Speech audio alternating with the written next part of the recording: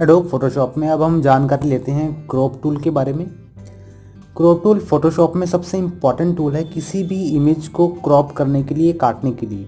यानी कि अगर आप एक इमेज में किसी पर्टिकुलर एरिया को रखना चाहते हैं तो आप उसे किस तरह से रख सकते हैं, इसके लिए हम क्रॉप टूल का यूज़ कर सकते हैं। क्रॉप टूल एक तरह से अननेसेसरी डेटा को रिड्यूस करने में हेल्प करता है, यानी कि जो डेटा हमें फ़ोटो में नहीं चाहिए या जो फ़ोटो के वर्किंगनेस को या उसकी अट्रैक्टिवनेस को ख़राब करता है, हम उस डेटा को क्रॉप टूल के द्वारा हटा सकते हैं। क्रॉप टूल को एक्सेस करने के लिए आपको कीबोर्ड पर सी की को प्रेस करना होगा, जिससे आपके पास क्रॉप टूल विजिबल होना शुरू होगा। आप इसे चाहें तो यहाँ पर लेफ़्ट टूल बार से भी सिलेक्ट कर सकते हैं। क्रॉप टूल के सिलेक्शन के बाद आप यहाँ पर एक मार्क देख रहे हैं पूरे कैनवस पे इमेज के चारों तरफ, जो कि हमारे पास लेफ़्ट, राइट और टॉप बॉटम हर तरफ से विजिबल है। यहाँ पर एक मार्क जो कि हम इमेज में इस तरह से हम इसे क्रॉप कर सकते हैं, और ये मार्क जो जिसे हम अप एंड डाउन तरफ से। क्रॉप टूल के सिलेक्शन के बाद आप यहाँ पर देख रहे हैं कि इमेज पर एक बॉर्डर बन गया है, एक मार्क बन गया है, जो कि एक सिंबल है कि क्रॉप टूल ऑन हो चुका है एंड आप इमेजेस को एडिट कर सकते हैं। इसके बाद आप देख सकते हैं कि यहाँ पर आपके पास साइड्स में कुछ मार्क्स विजिबल हैं, जिससे आप इमेज को एडिट कर सकते हैं। इसमें आप freely top, bottom, left, right freely यहाँ एडिट कर सकते हैं। इन चारों मार्क्स का सेम वर्किंग है, सेम वर्क प्रोसेस है, एंड आप इन मार्क्स से टॉप एंड बॉटम की सेटिंग्स को और लेफ़्ट राइट की एरिया को मैनेज कर सकते हैं। इस तरह से आप चाहें तो आप किसी भी इमेज को क्रॉप टूल से डायरेक्टली इस तरह से क्रॉप कर सकते हैं। क्लिक एंड ड्रैग, मैं इमेज में जिस एरिया को चाहता हूँ उस एरिया को एडिट कर सकता हूँ, क्रॉप कर सकता हूँ, कुछ इस तरह से। इसके बाद आप यहाँ पर देख रहे हैं कि आप इसकी रेशियो को भी मैनेज कर सकते हैं, यानी कि आपको ये जो क्रॉपिंग है ये कितनी रेशियो में चाहिए। यानी कि जैसे मैं आप इसी में स्क्वायर रेशियो चाहता हूँ तो आप 1:1 स्क्वायर रेशियो को सिलेक्ट कर सकते हैं। अगर मैं वाइड रेशियो चाहता हूँ तो वाइड रेशियो के लिए हमें 16:9 रेशियो को सिलेक्ट करना होगा। अगर आप इसकी विड्थ और हाइट को इंटरचेंज करना चाहते हैं, यानी कि आपकी जो विड्थ है वो हाइट के बराबर हो जाए और हाइट विड्थ के, इस ऑप्शन को यूज़ में लाने के लिए आप एक्सप्रेस कर सकते हैं। इसके बाद राइट साइड में आप यहाँ पर एक बटन देख पा रहे हैं क्लियर के नाम से। इस क्लियर के बटन को दबाने के बाद आप जितनी भी ये वैल्यूज़ हैं 16:9 और जो भी रेशियो है आप इसे क्लियर कर पाएंगे।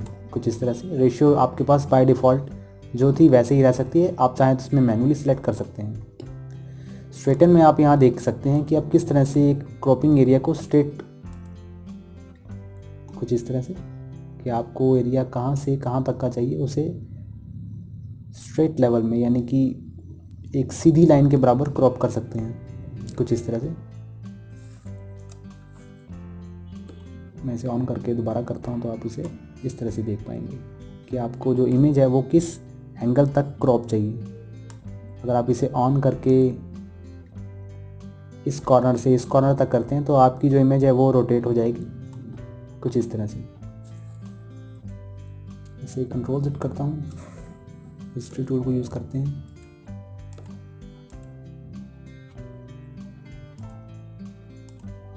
इसके बाद आप यहाँ पर एक ग्रिड देख पा रहे हैं। ग्रिड यहाँ पर हमारे पास रूल ऑफ थर्ड, यानी कि अगर मैं इसे सिलेक्ट करता हूँ गोल्डन रेशियो को, तो आपके पास जो ग्रिड विजिबल होगा वो कुछ इस तरह का होगा। अगर आप डायगोनल सेलेक्ट करते हैं तो आपका ग्रिड कुछ इस तरह का। इसी तरह से आप इमेज को बाय ग्रिड क्रॉप कर सकते हैं। यहाँ पर कई सारे ऐसे फॉर्मेट्स हैं और यहाँ पर आप इसका शॉर्टकट भी देख पा रहे हैं। अगर मैं कीबोर्ड पर ओ प्रेस करता हूँ तो आपको बारी बारी से वो ग्रिड्स विजिबल होने शुरू हो जाएंगे और आप बाय ग्रिड एक इमेज की क्रॉपिंग कर सकते हैं।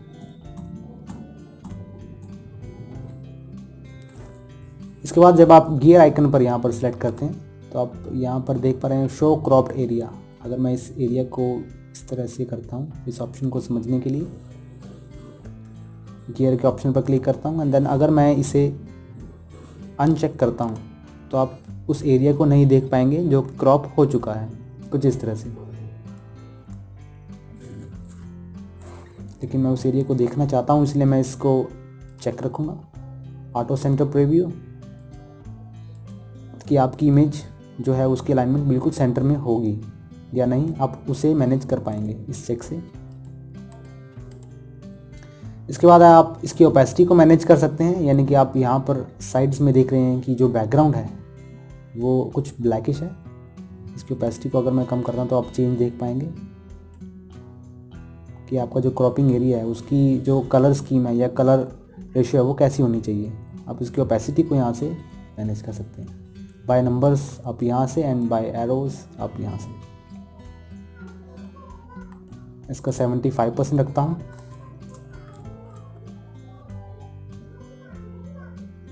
इसके बाद जब आप यहाँ पर क्लिक करते हैं, इसके बाद आप देख पा रहे हैं कि डिलीट क्रॉप्ड पिक्सल्स के इस चेक पर हमने ओके किया हुआ है, यानी कि ये जो चेक है।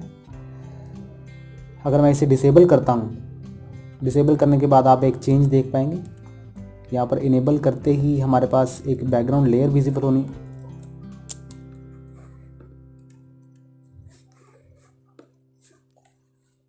डिलीट क्रॉप पिक्सल्स को समझने के लिए हमें इसे सबसे पहले डिसेबल करना होगा। डिसेबल करने के बाद आप यहाँ पर देख रहे हैं लेयर पैनल में किसी भी तरह की लेयर विजिबल हमारे पास नहीं है। मैं जैसे ही इसे चेक करता हूँ तो मेरे पास एक बैकग्राउंड नाम से लेयर आ जाती है जो कि इस इमेज का बैकग्राउंड के रूप में रिप्रेजेंट करती है। अब पिक्सल्स के इस टूल को समझने के लिए हमें सबसे पहले इसे इतना मैनेज करना होगा। मैं इमेज को क्रॉप कर लेता हूँ एंड इस चेक को ऑन रखते हैं। मैं मूव टूल सेलेक्ट करने के बाद आप देख पा रहे हैं कि मेरे पास, ऐसे कन्वर्ट करता हूँ नॉर्मल लेयर में, ये मेरे पास एक वार्निंग है क्योंकि मैं एक स्मार्ट ऑब्जेक्ट में काम कर रहा था। यानी कि अभी तक हमने जो इमेज यूज़ की वो एज ए स्मार्ट ऑब्जेक्ट। अब मैं इससे नॉर्मल लेयर में कन्वर्ट करता हूँ। कन्वर्ट करने के बाद ही मैं आपको वो चेंज समझा पाऊँगा। जैसा कि आप देख पा रहे हैं कि हमारे पास कोई भी कंटेंट विजिबल नहीं है। यहाँ पर राइट बॉटम हमने जितनी इमेज क्रॉप की थी हमारे पास उतनी ही विजिबल है। लेकिन अगर आप चाहते हैं कि आपके पास वो एरिया भी विजिबल हो जो आप क्रॉप नहीं करना चाहते, तो उसके लिए आपको क्रॉप टूल में इस चेक मार्क को डिसेबल करना होगा। एंड देन अब अगर मैं क्रॉप करता हूँ, टिक करता हूँ, एंड देन आप देख पाएंगे मूव टूल सेलेक्ट करने के बाद वो जो एरिया है वो हमारे पास विजिबल हो रहा है। तो इस चेक का हमारे पास ये काम था। इसके बाद हम चलते हैं अलग तरीके से इस इमेज को क्रॉप करने की तरफ। मैं इसे बाय डिफ़ॉल्ट जो इमेज हमारे पास पहले थी वैसे कर देता हूँ। आप किसी भी इमेज को क्रॉप करने के लिए इजीली क्लिक एंड ड्रैग के इस रूल को अपना सकते हैं। सिंपली आप इमेज में उस एरिया को सेलेक्ट करें जो आप करना चाहते हैं और उसे डायरेक्टली क्रॉप कर दें। लेकिन अगर आप साइट के कंटेंट को नहीं देखना चाहते तो आप इस चेक मार्क पर क्लिक कर दें, अदरवाइज इसे डिसेबल रखें। किसी भी इमेज को प्रॉपरली स्क्वायर रखने के लिए आपको यहाँ से रेशियो सेलेक्ट करनी होगी। और अगर आप चाहते हैं कि आपका जो इमेज का सेंटर है, यानी कि आप, अब जैसे मैं इसे डिक्रीज़ करता हूँ तो मेरे पास एक ना सेंटर विजिबल नहीं है। यानी कि मैं एक इमेज का सेंटर डिफाइन नहीं कर पा रहा, जिसे मैं कीबोर्ड पर आल्ट दबाकर एंड देन मूव करने के बाद बना पाऊँगा कुछ इस तरह से। यानी कि सेंटर से ही ये क्रॉप कर पाएगा कुछ इस तरह से। इस तरह से आप किसी भी इमेज को क्रॉप टूल से क्रॉप कर सकते हैं। लेकिन अगर आप इसे क्रॉप करने के बाद बाकी के कंटेंट को देखना चाहते हैं तो आपको इमेज पैनल में जाकर रिवील ऑल के इस ऑप्शन पर क्लिक करना होगा। तो आप उन सभी कंटेंट को देख पाएंगे जो आपने क्रॉप किया था।